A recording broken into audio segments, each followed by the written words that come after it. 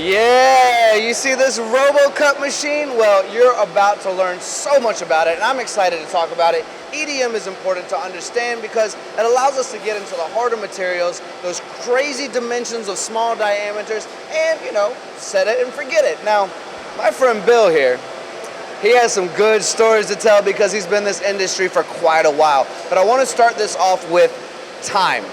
What does time mean to you? What is the value of time to you? Well, I'll tell you, the first thing is when a machine goes down, that time is expensive. And one of my favorite interviews with a RoboCut is the fact that a customer of Methods was there for 30 years and only needed one maintenance visit in 14 years on a RoboCut machine, which is the reliability because time is expensive.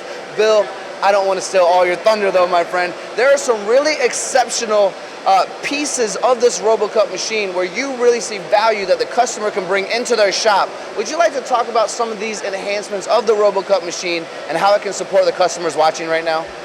Sure. So we have on this RoboCut right now, we have the AWF3 feature, which we can thread through the kerf and through the kerf at 5-degree angles, up to 5-degree angles. So that allows you to keep your machine running, keep you in the cut longer. Well, Bill, keeping the cut longer. So what we're doing is we can just kind of set this up for ease of use, and it's just gonna stay cutting 24 hours a day if we need to, getting parts out the door. Is this the direction we're going with staying the cut longer? Yeah, the machine is designed so that when you set up the machine and bring your programs in and get it running, that basically we can keep it running around the clock. We can add automation to it to keep it running. Well, Bill, you just brought up automation, which is a buzzword right now. It's something we're all trying to get into. If we haven't already, we're kind of falling behind. So you use the word, I have to bring it up, almost like it's Pee-wee's Playhouse where we yell about it, automation, right? So let's talk about the importance of automation when it comes to the EDM system itself. Okay. So the automation being added to a FANUC machine is very, very easy because it's a FANUC robot. It integrates directly with the control.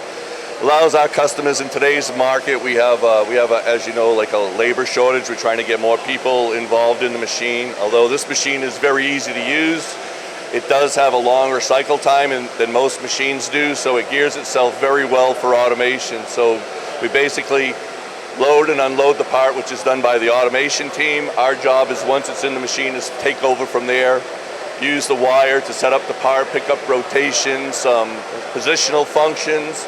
We can attach a 3D Renishaw probe to this, and we can do some probing functions which allow us to minimize on the consumables that we use for wire pickups. We can do 3D rotation, we can do axis rotation, we can do coordinate system rotation, anything we need on a part that's loaded, even if it's not loaded accurately, we can pick it up, we can adjust the program with macros and continue to run so that the parts come out. We can actually go back in and do some validation, not measuring of the parts, but validate what we're getting versus what the CMMs may be measuring. And if we have some minute differences, I mean, we can make adjustments down into the millionths of an inch. Wow. So we can do some feedback back to our third-party integrators, our CMMs, our data packages, and we can make adjustments to keep the machines running unattended, just loading, unloading the automation cell with parts. Woo! That's what I'm talking about, Bill. Way to do that. All right, so something that we didn't talk about yet, but we have talked about off camera, which I think is important, is sometimes we'll have our machines running and we can set and forget this and go back to our machines, let this thing run, and it'll actually combine operations. How many times on a majority of machines around the world, and certainly in this country, in the US as well, do we have burrs? And that becomes a secondary operation. Yes. On this machine, we are getting that fine precision and it comes off without the burrs. So it's almost, if it's not a finished product, there's very little to do afterwards, right? Yeah, that's correct, and it's very big in the medical industry because obviously in surgical tools, you're looking for the finest quality, even some small features being machined. And we can go down to 2,000ths wire on our thin wire machine, which is an option from the factory. The small parts, though, in surgical, it's very important that, one, you're hitting the tolerances and the finishes so that you have a good-looking tool that's accurately made to the customer's drawing, as well as a burr-free instrument. So cosmetics is huge. The quality is built in based on the customer that you're working for and the machine that you're on, which is why RoboCut lends itself very well to the medical industry. And not, when we have different people deburring parts, we have different results. We have a wider range of tolerance, and sometimes that tolerance grows as you're working on a part. Like, yeah, this part looks good, this one doesn't, but 10 down the road, you know, now the one that didn't look good looks good. In medical field and in some aerospace applications where you have to have a fine detail, maybe a minimal burr, a minimal chamfer, or none at all, the wire EDM is perfect because the wire, you don't have a tool touching the part, displacing and pushing the metal. It's basically just disintegrating it and comes right back and repeats over and over and over and over.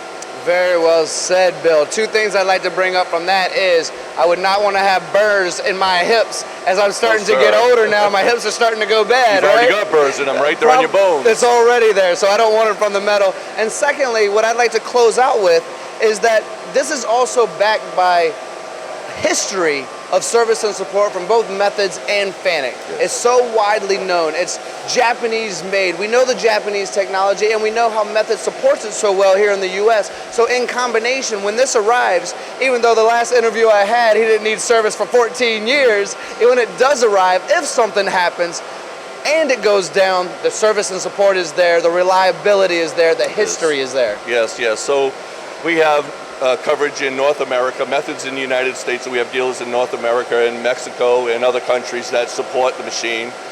We work together as a group, so if you're on the West Coast and you happen to get into a New England office, call the West Coast later on. If somebody's not available right at the time, we get back to you right away as best we can. We have an on-site FANUC engineer that we can bring problems to that may arise in the field in some of the more difficult situations that arise with customers.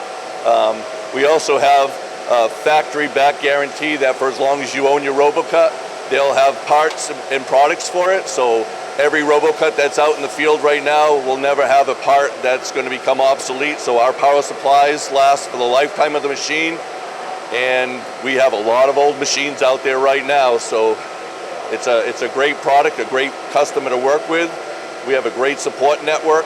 The EDM group is a smaller community, so we're all discussing with each other some of the issues that we may see and have, and advising and updating our system so we can always reach out to the customer if another solution comes up, and even take the parts and the problems that you have right down to our shop floors, put them in the machine, work with them, and see if we basically come up with a solution because maybe we haven't done a good enough job teaching the customer or getting the information out there in the manuals. Or we also take the manuals and we compress the information into what we call technical service bulletins, which are like 2-page bulletins that take all that Jinglish and bring it into something that's very easy for an operator to basically learn what buttons he needs to press and switch to get an operation or something going. So we try and get the ownership and the people involved in the control and not just loading, unloading parts and pushing the button and walking away. We want them to know what they're doing. I like that word, Jinglish. You are now off of the hot seat, my friend. I didn't coin it. Nobody could have said it better themselves. Very, very well done, my friend. Thank you all for watching. This is my buddy Bill. This is Methods Machine Tools, and this is the RoboCut. See you all again soon.